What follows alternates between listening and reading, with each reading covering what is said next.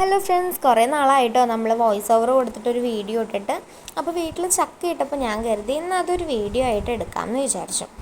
അപ്പോൾ നമ്മുടെ വീടിൻ്റെ തൊട്ടപ്പുറത്ത് തന്നെയാണ് തറവാടിൻ്റെ ഫ്രണ്ടിൽ നിൽക്കുന്ന പ്ലാവിൽ നിന്ന് നമ്മളൊരു ചക്ക ഇട്ടു കേട്ടോ. കുറേ നാളായി ചക്ക കഴിച്ചിട്ട്. പ്രഗ്നൻ്റായ സമയത്തൊക്കെ ചക്ക കഴിക്കണമെന്ന് ഭയങ്കര ആഗ്രഹമായിരുന്നു. അത് കഴിഞ്ഞ് ഈ അടുത്ത് നമുക്ക് കിട്ടി, നമ്മുടെ പ്ലാവിൽ നിന്ന് തന്നെ ചക്ക ഇട്ടു.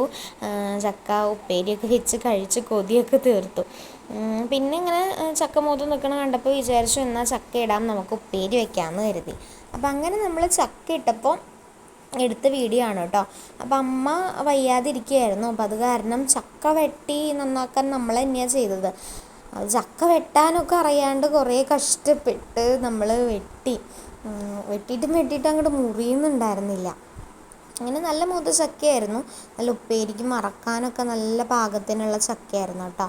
അപ്പം അത് വെട്ടി ഞാനും അനിയത്തിയും എൻ്റെ ഫ്രണ്ട് വന്നിട്ടുണ്ടായിരുന്നു, അവളും ഞങ്ങൾ 3 പേരും കൂടെ ഇരുന്ന് അത് നന്നാക്കി എടുത്തു. ഞങ്ങൾ വർത്താനമൊക്കെ പറഞ്ഞിരുന്നിട്ടാട്ടോ നന്നാക്കി. കുഞ്ഞു ചക്കയായിരുന്നു, അത് കാരണം വേഗം നന്നാക്കി തീർന്നു.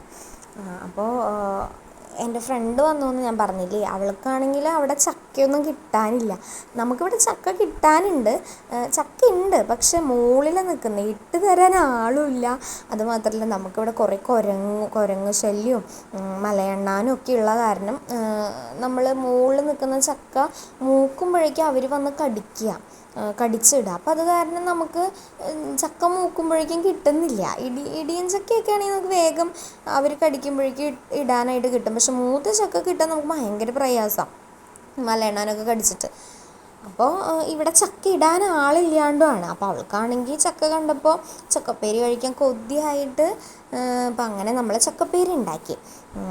ബാക്കി ഇടയിൽ ഉണ്ടാക്കുന്ന വീഡിയോസൊക്കെ എടുക്കാൻ മറന്നു കേട്ടോ.